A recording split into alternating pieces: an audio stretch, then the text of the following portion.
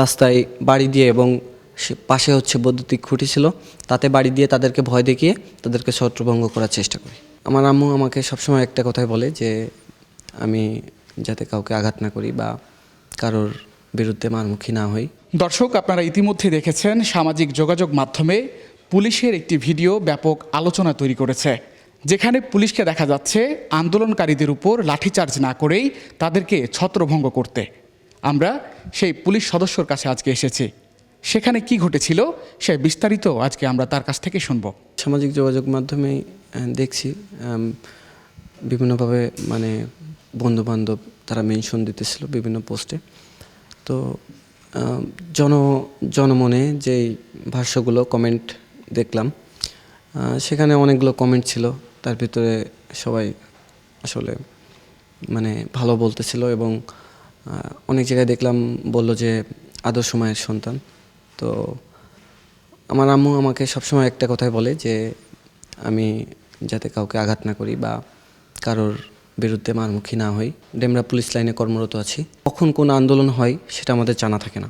দুপুর নাগাদ একদল আন্দোলনকারী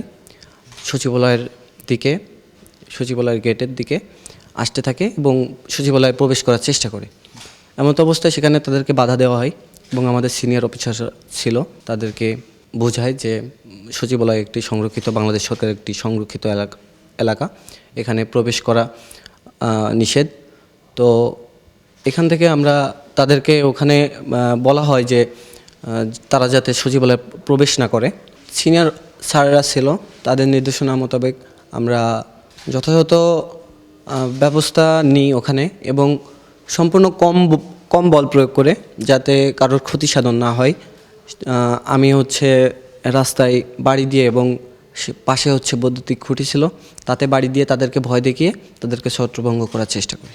অবশ্যই সিনিয়র স্যারের নির্দেশনা মোতাবেক সিনিয়র স্যার আমাদের নির্দেশনা দিয়েছিল যে তাদেরকে যেন বেশি ক্ষয়ক্ষতি করা না হয়, তাদেরকে শুধু ভয় দেখিয়ে তাদেরকে যেন ছত্রভঙ্গ করা হয়। জুলাই গণঅভ্যুত্থানের পর থেকে আমাদের বাংলাদেশ পুলিশে আমাদের নতুনভাবে ট্রেনিং, বিভিন্ন ধরনের প্রশিক্ষণ এবং ট্রেনিং দেওয়া হয়েছে, যার পরিপ্রেক্ষিতে ট্রেনিংয়ে আমাদের এটা শেখানো হয়েছে যে যথেষ্ট কম বল প্রয়োগ করে এবং সরকারি সম্পত্তির ক্ষতি সাধন না করে যাতে আমরা আন্দোলনকারীদের ছত্রভঙ্গ করতে পারি। তারাও আমাদের ভাই, তাদেরকে আমরা বেশি বল প্রয়োগ করে বা তাদের গায়ে আঘাত না করে আমরা যদি জায়গা থেকে তাদেরকে ছত্রভঙ্গ করতে পারি, এটাই আমাদের জন্য অনেক পাওয়া। আমাদের বাংলাদেশ পুলিশ সবসময় চেইন অফ কমান্ডের উপরেই চলে। তো আমার সিনিয়র স্যাররা যেভাবে বলবে বা যেভাবে করবে সেভাবেই। আর এটা আমি নিজের জন্য করি নাই, এটা আমার প্রফেশন থেকে করছি এবং আমি আমার পুরো পুলিশ ডিপার্টমেন্টের জন্য করছি এবং আমার পোশাকটার জন্য করছি, যাতে আমার যে বাংলাদেশ পুলিশের যে ভাবমূর্তি সেটা যেন অক্ষুণ্ণ থাকে। আসলে জনমনে বাংলাদেশ পুলিশের যে ভাবমূর্তি সেটা আমি চাই সবসময় অক্ষুণ্ণ থাকুক। আর বাংলাদেশ পুলিশ সবসময় তাদের পাশে বন্ধুসুলভভাবেই কাজ করে যাক। আমি একজন বাংলাদেশ পুলিশের গর্বিত সৈনিক। আমিও চাই যে দেশের মানুষের জন্য আমি আমার দায়িত্ব পালন এবং কর্তব্য পালন করে যাব। বাংলাদেশ পুলিশ সবসময় আমরা চাই যাতে আমরা বাংলাদেশের জনগণের সাথে কাঁধে কাঁধ মিলিয়ে দেশকে নতুনভাবে গড়তে এবং দেশের আইন শৃঙ্খলা এবং জনগণের জানমাল নিরাপত্তার জন্য আমরা সবসময় জনগণের সাথে থেকে বন্ধুসুলভভাবে আমরা কাজ করতে চাই। আমি পিএম পূর্ব ডিভিশনের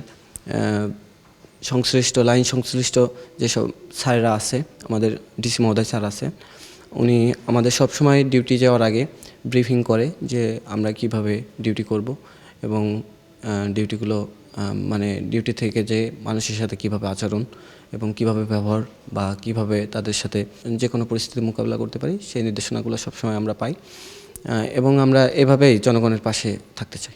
বাবা মা ঠিক সেভাবে অনলাইনের সাথে সংযুক্ত না, তো তারা ঠিক বিষয়টি উপলব্ধি করতে পারেনি। তো আমার আশেপাশে যারা ছিল বাসার আশেপাশে, তারা আম্মুকে হয়তো বা দেখাইছে, তো আম্মু কল দেওয়ার পরে বলতেছে কেন মারামারি করতে গেলি। পাড়া প্রতিবেশী, স্বাস্থ্য ভাই এবং যারা আছে আশেপাশে সবাই আর কি কল দিছিল এবং সবাই বলছে যে হ্যাঁ কাজটা ভালো করছো এবং ভবিষ্যতে যেন আরও ভালো কাজ করতে পারি সেরকম নির্দেশনায় আর কি সবাই দিতেছে। জনগণের উদ্দেশ্যে আমি বলবো আপনারা বাংলাদেশ পুলিশের উপরে সবসময় আস্থা রাখবেন এবং বাংলাদেশ পুলিশ সবসময় বাংলাদেশের জনগণের জানমাল রক্ষার্থে সবসময় সচেষ্ট আছে এবং আপনারা সবসময় বাংলাদেশ পুলিশকে সহায়তা করবেন এবং বাংলাদেশ পুলিশের উপর সবসময় আস্থা রাখবেন। বাংলাদেশ পুলিশ সর্বক্ষণিক আপনাদের পাশে আছে।